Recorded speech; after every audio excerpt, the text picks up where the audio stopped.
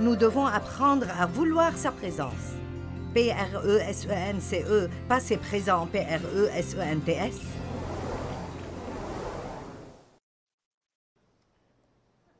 Tu dresses devant moi une table en face de mes adversaires.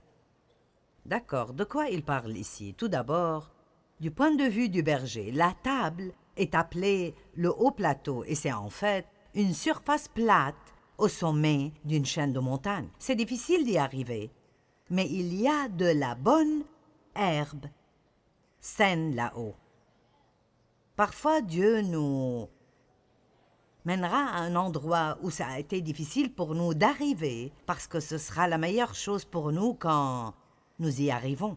Et le berger y va en avance et il prépare ce plateau avec du sel et des minéraux sur le sol pour le bien des moutons. Il s'assure qu'il y a de la bonne herbe saine et de la bonne végétation et qu'il n'y a pas de plantes vénéneuses. Parce qu'il sait, et j'aime cela, qu'il y a même des fleurs qui, même si elles sont magnifiques, elles sont mortelles.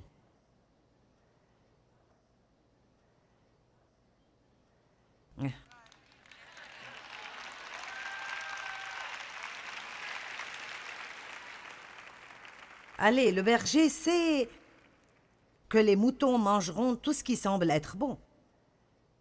Eh bien, si c'est bon, mais pas tout ce qui semble être bon est bon. Amen.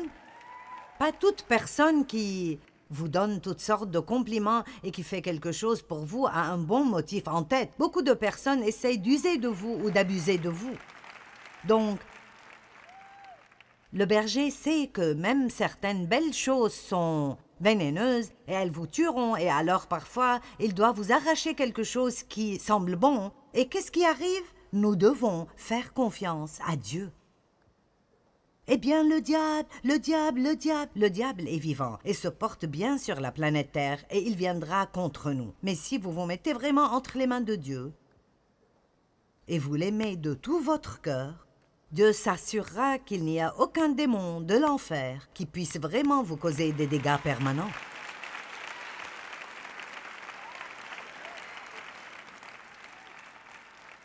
Maintenant, je crois que Dieu a une table qui est prête tout le temps où il veut que nous mangions. Mais si souvent nous ne savons pas comment recevoir ce que Dieu veut que nous ayons et ce qu'il a préparé pour nous parce que nous ne nous voyons pas de la façon dont Dieu nous voit. Alors nous allons regarder 2 Samuel chapitre 9 et apprendre une grande leçon de la parole de Dieu. Dans l'économie de Dieu, vous ne devez pas mériter tout ce que Dieu fait pour vous. Vous devez juste croire qu'il est bon.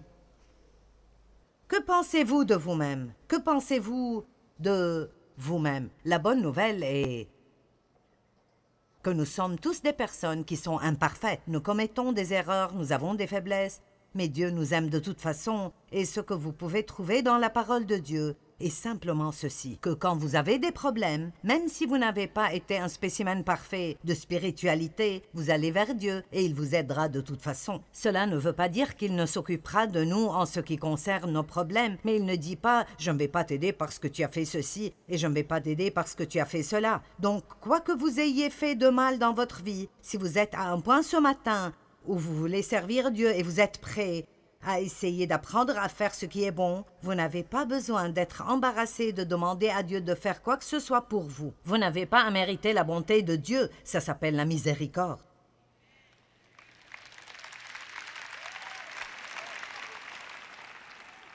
Dieu, je te demande de me bénir et de me rendre prospère au-delà de toute mon imagination. Et immédiatement, le diable dira, « Eh bien, tu ne mérites pas cela. » Et si vous savez qui vous êtes en Christ, vous direz « Oui, et c'est la bonne nouvelle de l'Évangile.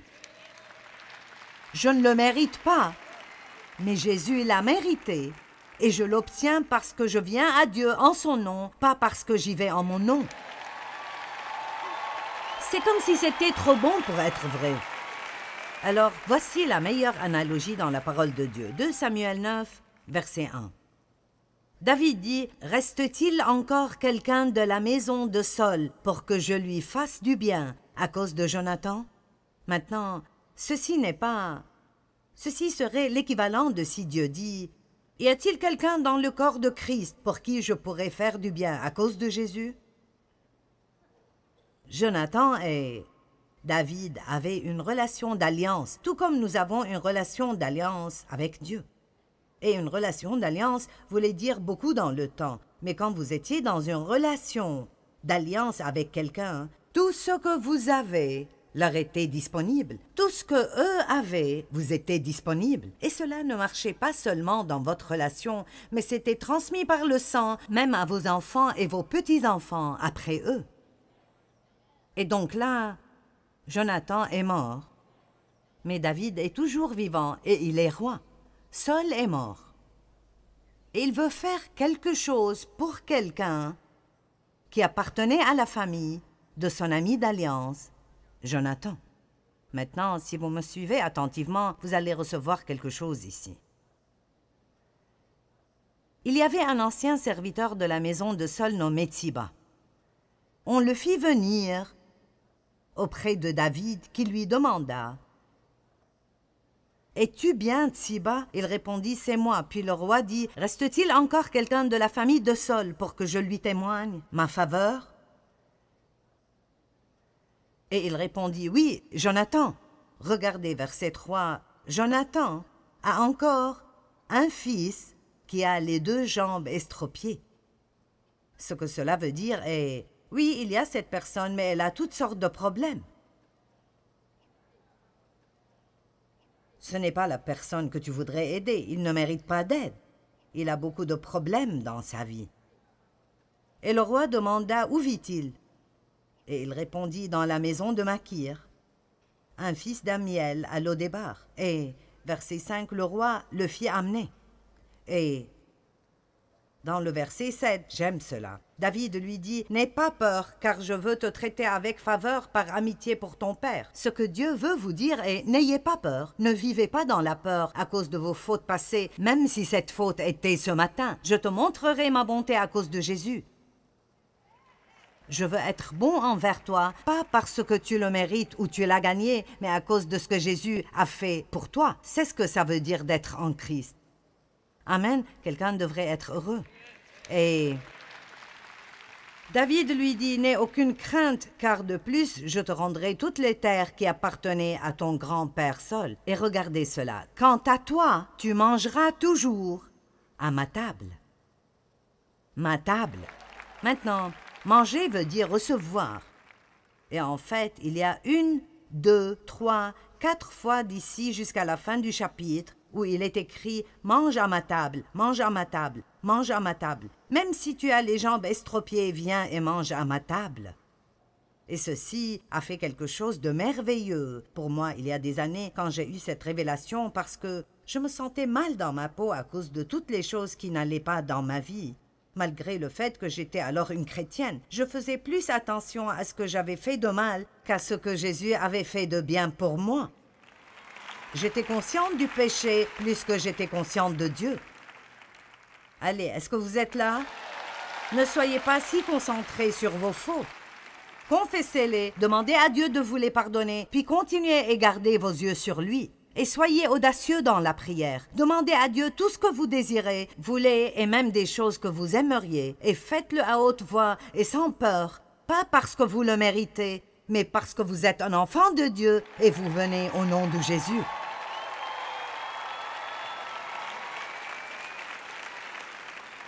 Je n'oublierai jamais une femme que j'ai rencontrée un jour. Elle travaillait dans un grand magasin et elle avait été chrétienne pendant longtemps et elle faisait partie d'une dénomination chrétienne qui n'enseignait pas beaucoup à propos de combien Dieu veut être généreux envers nous. Et alors je lui ai demandé comment les choses vont à son travail, si elle était payée à la commission ou sur salaire.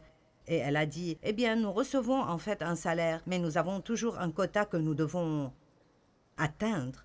Et si nous ne les atteignons pas, nous perdrons notre travail. Et elle a dit, je n'ai juste pas eu beaucoup de clients ces derniers temps. Et j'ai su qu'elle était chrétienne et j'ai dit, eh bien, pourquoi ne pries-tu pas pour demander à Dieu de t'envoyer des gens? Et elle m'a regardée comme si j'avais 3 têtes. C'est une femme qui était à l'église pendant 30 ans de sa vie. Elle ne sait pas qu'elle peut demander à Dieu de lui donner de la faveur avec les gens et de lui envoyer des clients. Et elle m'a regardée et a dit, « Eh bien, ça va si je fais cela ?» Et j'ai dit, « Bien sûr !»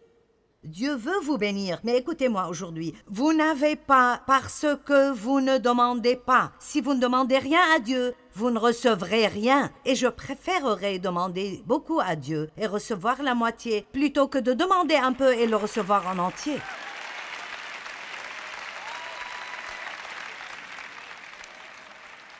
Dieu ne s'énervera pas si vous demandez. Le pire qui puisse arriver est que vous ne l'obtiendrez pas.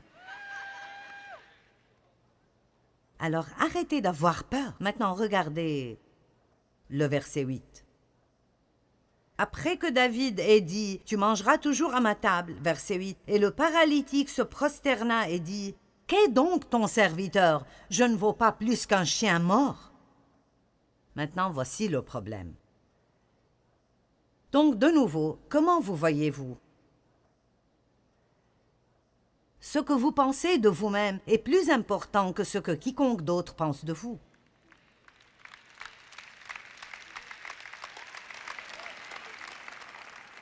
Est-ce que vous vous voyez de la façon dont Dieu dit que vous êtes dans sa parole?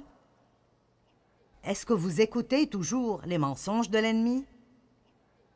Abandonnez cette mentalité où vous pensez que vous devez gagner et mériter tout ce que Dieu vous donne. Sa miséricorde est nouvelle chaque jour. Amen. Je pense que si sa grâce est nouvelle chaque jour, j'ai utilisé toutes celles d'hier. Et dans le verset 10, il dit « Et tu mangeras toujours à ma table ». Et verset 11, il dit « Et tu mangeras toujours à ma table ». Et le verset 13 dit « Et lisons donc le verset 13, regardons-le. » Méphibosheth résidait à Jérusalem et mangeait tous les jours à la table du roi, même s'il était estropié des 2 pieds. J'aime cela. Malgré le fait qu'il avait toujours des faiblesses et des échecs dans sa vie, il n'a jamais arrêté de manger à la table du roi, parce que Jésus a payé pour que nous puissions faire cela. Amen.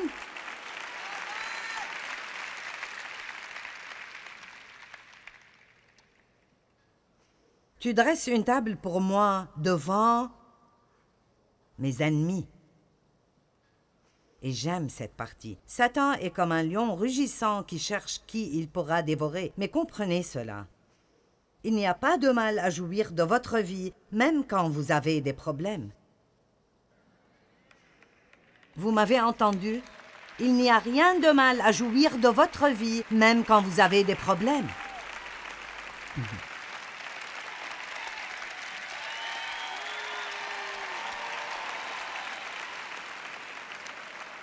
Et cette assertion-ci pourrait être la raison pour laquelle Dieu a envoyé certains d'entre vous ici aujourd'hui. Ça énerve le diable quand vous êtes heureux. Il ne peut pas supporter quand nous avons de la joie.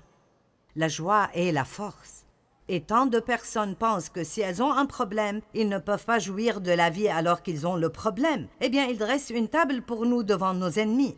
Alors que nous avons toujours des problèmes, nous pouvons aller à la table du roi et nous pouvons manger un bon repas et nous pouvons en jouir. Allez, maintenant vous comprenez. Vous commencez à me suivre.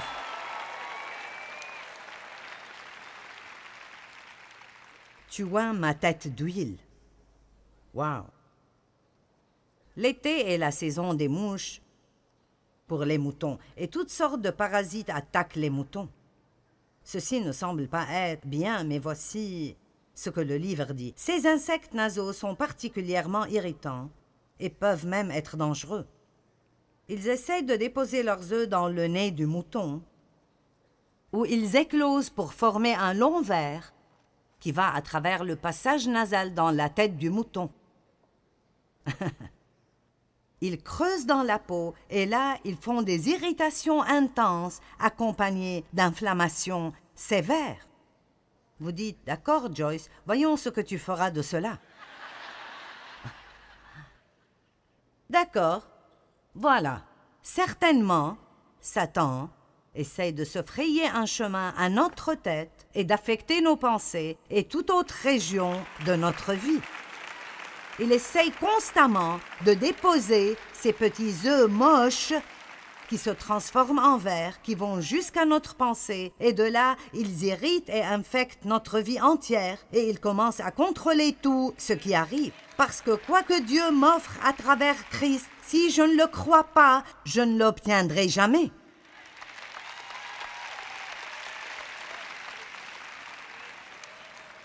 Qu'il vous soit donné d'après votre foi. Je crois que j'aurai de bonnes nouvelles aujourd'hui. Seigneur, j'attends de bonnes nouvelles. Je ne sais pas pour vous, mais j'ai besoin d'être encouragé parfois. Je serai fatigué quand je rentrerai aujourd'hui. Dave ira à ce match de baseball pour voir les Cardinals gagner de nouveau. Amen. Et cela est bon. Je suis heureuse qu'il puisse faire cela, mais j'ai besoin de bonnes nouvelles. Et alors, j'ai appris à ne pas m'énerver contre les gens parce qu'ils ne me donnent pas ce que je veux. Je vais vers Dieu et je lui demande ce que je veux et je le laisse s'occuper de cela. Mais vous n'allez rien recevoir si vous ne vous attendez à rien. Et vous ne vous attendez à rien si vous pensez que vous devez être bon d'abord pour le recevoir. Et je ne dis pas que nous pouvons juste vivre ces vies misérables et Dieu déversera ses bénédictions sur nous. Je parle des personnes qui aiment Dieu et font des erreurs et vous êtes désolés pour vos fautes et vous êtes vraiment sur le chemin de la justice. Vous êtes de plus en plus brillants tous les jours, mais vous n'êtes toujours pas là où vous devez être. Je remercie Dieu que je ne suis plus là où j'étais. Je ne suis pas encore arrivé, mais je suis quelque part au milieu et mon cœur me dit de continuer à persévérer avec Dieu. Allez, arrêtez de vous énerver contre vous-même. Arrêtez de vous énerver contre vous-même parce que vous ne faites pas toujours tout comme il faut.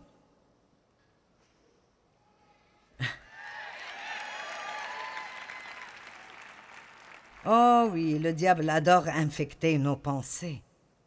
Je me demande dans cette salle aujourd'hui, sans parler de ceux qui nous regardent à la télé tout autour du monde, je me demande combien de mensonges nous croyons.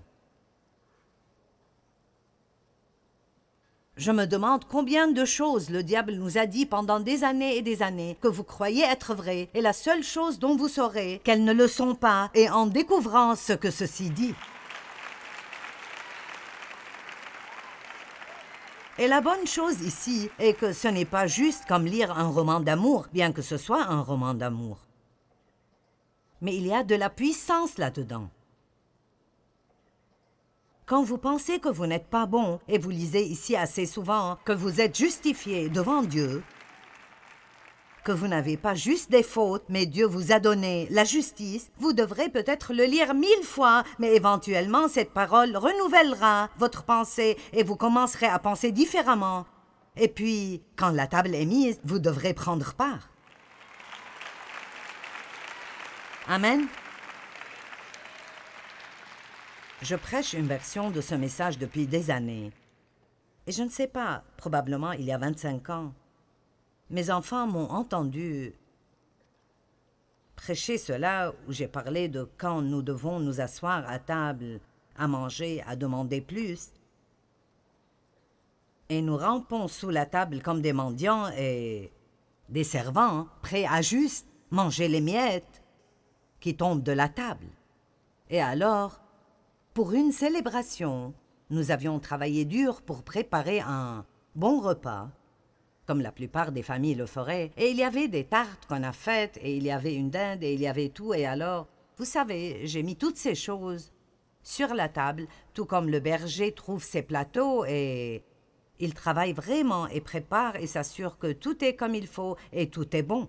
Et alors, il regardait la télé et faisait différentes choses et alors j'ai appelé de la salle à manger où j'avais mis la table et j'ai dit « D'accord, c'est le moment de manger, venez et mangez !» Et mes enfants sont tous sortis et se sont mis sous la table et ont commencé à ramper en disant « Oh mère, nous ne méritons pas de manger votre repas. » « Oh, chère mère, nous sommes si misérables, nous ne pouvons pas nous asseoir à table. Jetez juste quelques miettes par terre et nous serons heureux avec cela. » Et ce qui était intéressant pour moi est que je savais ce qu'il faisait, mais ça m'a embarrassée. Et j'ai pensé, levez-vous de par terre et venez à table et asseyez-vous. J'ai travaillé et j'ai fait ce repas. Venez à table et mangez-le. Et vous savez quoi? Dieu veut vous dire la même chose aujourd'hui. Allez!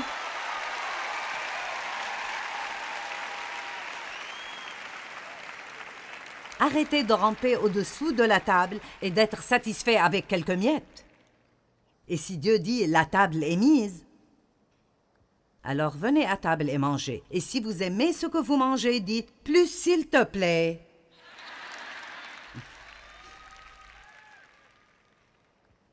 Bonne nouvelle. Bonne nouvelle. Tu oins ma tête d'huile. Je crois que ceci représente... L'huile, dans la Bible, représente le Saint-Esprit. Alors je crois que « tu oins ma tête d'huile » veut dire « tu m'oins avec la présence du Saint-Esprit dans ma vie ». Je ne sais pas ce que vous savez à propos de l'onction, mais... Oindre veut dire badigeonner de partout ou enduire totalement. Et alors, en tant qu'enfant de Dieu, si vous marchez dans la présence de Dieu, vous êtes totalement enduit de la puissance du Saint-Esprit. Et alors, il y a quelque chose en vous qui est différent de ce qui arrive dans le reste du monde. Et cette onction vous rafraîchit. Vraiment, je connais la différence entre la musique et la musique ointe. Je connais la différence entre un discours et une prédication ointe. Nous devons savoir, nous devons apprendre comment reconnaître l'onction, parce que c'est l'onction, c'est la présence de Dieu en une personne ou dans ce qu'elle dit, qui est ce qui brise le joug de l'esclavage dans vos vies.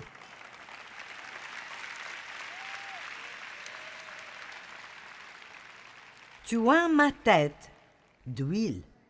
David connaissait l'importance de la présence de Dieu dans sa vie, et c'est l'une des plus grandes choses à propos du berger David. Psaume 27, 4 était un passage révolutionnaire pour moi. Il dit « Je demande à l'Éternel une chose que je désire ardemment. Je voudrais habiter en ta présence pour contempler ta beauté tous les jours de ma vie. » Et quand Dieu m'enseignait cela, j'avais une liste entière de choses que je pensais devoir avoir pour être une chrétienne heureuse. Et la plupart d'entre elles étaient juste de la laine supplémentaire. Est-ce que quelqu'un est là? Et quand j'ai commencé à dire « Dieu, plus que toutes ces autres choses, j'ai besoin de toi », nous devons apprendre à chercher la face de Dieu et pas sa main. Nous devons apprendre à vouloir sa présence. P-R-E-S-E-N-C-E, pas ses présents, P-R-E-S-E-N-T-S. Allez, je vous le dis, ma petite chienne peut obtenir quoi que ce soit si elle reste avec moi, me suit partout, s'assoit à mes pieds, lève ses petites pattes, veut monter sur mes genoux. L'autre nuit, elle était sur mes genoux et elle est allée se mettre sur les genoux de Dave. Et j'ai dit, ce n'est pas intelligent. Tu as cette maison uniquement parce que je te voulais.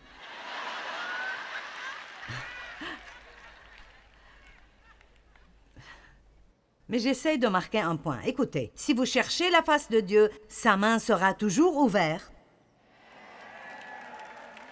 Mais si vous cherchez sa main, il se sentira insulté. Ne venez pas à Dieu seulement quand vous avez besoin de quelque chose. Allez vers lui pour lui. J'ai besoin de ton onction. J'ai besoin de ta présence. Oins ma tête d'huile.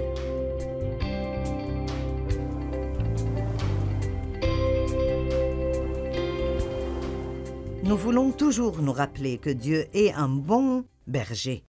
Et même si des choses sont peut-être arrivées dans votre vie et elles ne semblaient pas être bonnes, Dieu est toujours bon. Et je veux vous encourager à toujours le rechercher pour qui il est, et non seulement ce qu'il peut faire pour vous. Comme je le dis, recherchez sa face et pas sa main.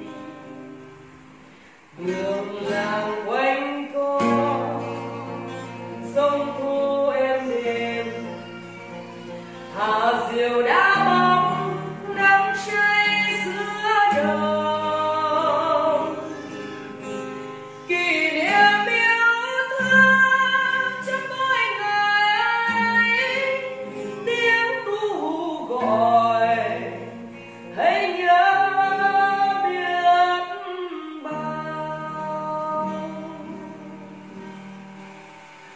tôi xa quê